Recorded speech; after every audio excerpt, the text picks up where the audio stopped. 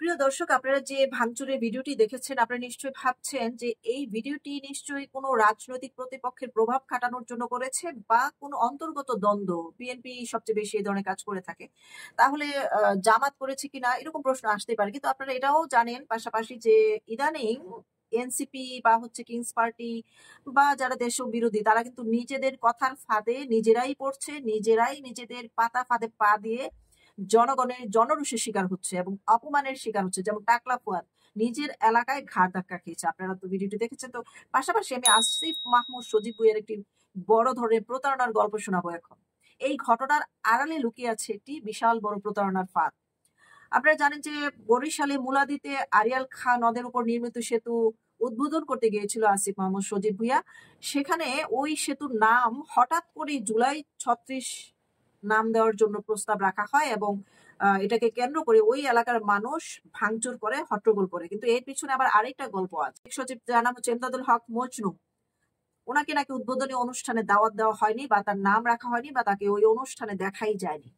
কিন্তু ওই সেতু নির্মাণের জন্য 619 মিটার দীর্ঘ একটি সেতু, যে সেতুটির জমি অধিগ্রহণ করা হয়েছে ওই স্থানীয় এলাকার বাসিন্দাদের কাছ থেকে, সেই স্থানীয় লোকজন বলছে যে তাদেরকে সম্পূর্ণ অর্থ পরিশোধ করা হয়নি। সেতু নির্মাণের যারা ঠিকাদারি কাজ করেছে তারাও সম্পূর্ণ অর্থ বুঝে পায়নি এবং সেতু কাজ সম্পূর্ণ কমপ্লিট হয়নি। যেখানে সেখানে কি করে সেতুটি উদ্বোধন হয়? এবং যে যে সাবেক অর্থ সচিব তাদেরকে পাওনা বুঝিয়ে দেওয়ার কথা ছিল, সেই মজনু সাহেবই, ইমদাদুল হক মজনু সাহেবই সেখানে উপস্থিত নেই। সেতু উদ্বোধন হয়ে যাচ্ছে, তাও 36শে জুলাইয়ের নামে, যাদের কোনো অবদান নেই, যাদের আগে পাছে কোনো কার্যক্রমে কোনো হাত নেই, সেই ধরনের মানুষ হঠাৎ করে গিয়ে সেখানে গায়েবানা একটা উদ্বোধন অনুষ্ঠান করতে গিয়েছে। স্থানীয় জনগণের মনে ক্ষোভ তৈরি হয়েছে যে আমাদের পাওনা টাকা বুঝিয়ে না দিয়ে, আমরা যারা পরিশ্রম করেছি, কাজ করেছি, আমরাও কোনো টাকা পাইনি, তাহলে এই সেতু উদ্বোধন করে ফেললে পরবর্তী সময় তো আমরা আর কোনোদিন বলতেও পারবো না যে আমরা অর্থ পাই। তো এই ধরনের একটা প্রতারণামূলক কাজ করার পরে সেই এলাকায় কিভাবে, কোন সাহসে তারা এই যে ক্ষমতার প্রভাব বিস্তার করতে গিয়েছিল, হঠাৎ করে তারা গিয়ে 36শে জুলাই আবিষ্কার করে ফেললো যে এই সেতুটির নামকরণ তারা পূর্বেই ঘোষণা দিয়ে রেখেছিল যে এই সেতুটির নাম হবে সৌহার্দ্য সেতু। তো পরিবর্তন করতে হলে স্থানীয়দের অগোচরে কেন? ওই স্থানীয় বাসিন্দাদের কোনো সম্মতি নেই, তাদের সঙ্গে কোনো আলাপ নেই, সেতু নির্মাণ কাজ পুরোপুরি শেষও হয়নি, হঠাৎ করে নাম পরিবর্তনের ঘোষণা, তাহলে স্থানীয় জনগণের মানসিক যে স্থিতি সেটা তো নষ্ট হবেই।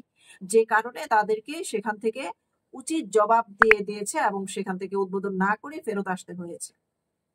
এর চেয়ে অপমান আর কি হতে পারে? তাহলে আপনারা বাকি ভিডিওটি দেখে নেন যে স্থানীয় লোকজন কি বলছে। আরিয়াল খান নদীর উপর যে ব্রিজটা নির্মাণ হয়েছে, এখন আমাদের দাবি হলো যে এই জমি, ব্রিজের যে জমি জমাগুলো যা নিচে সচিবের কথা আমরা জমি দিচ্ছি, আজ পর্যন্ত আমরা একটা টাকা পাই নাই, কাজের জন্য আমরা পাই নাই, সাহেবের যে জমি পাই নাই, দোতলা ঘর বাঁধছে, ফল বাঁধছে, কাজ করছে, বিভিন্ন কি বাঁধছে, এইগুলো আমরা পাই নাই। এবং যে এই ব্রিজটা পূর্ব থেকে শ্রম দিয়া এবং ই করে বাজেট করে আসছে, তার নাম এখানে নাই। দাবি হইলো সে আইসা এই ব্রিজ উদ্বোধন করবে আর আমাদেরকে টাকা পয়সা পাও না, এই ব্রিজ থেকে। সচিব স্যার আজকে সে দাওয়াত পায়নি, এই কার্যক্রম ইমদাদুল হক মজনু স্যার এত বছর করছে, নাজিরপুরের মানুষজন নিয়ে কার্যক্রম চালাই গেছে 10-11 বছর। সেই মানুষজন জমির টাকা পাবে, ব্রিজ হয়েছে, সেই জমির টাকার ইমদাদুল হক স্যার রিস্ক নিয়েছে, সে আজকে দাওয়াত পায়নি এবং মানুষজনের জমির টাকা পায়নি। কিন্তু এক শ্রেণীর লোক আজকে প্রধান অতিথি সেজে আসছে, এখানে অর্থ খাওয়ার জন্য, উদ্বোধন করার জন্য নাম চেঞ্জ করে আসছে, আজকে এই দাবি নিয়ে আসছে।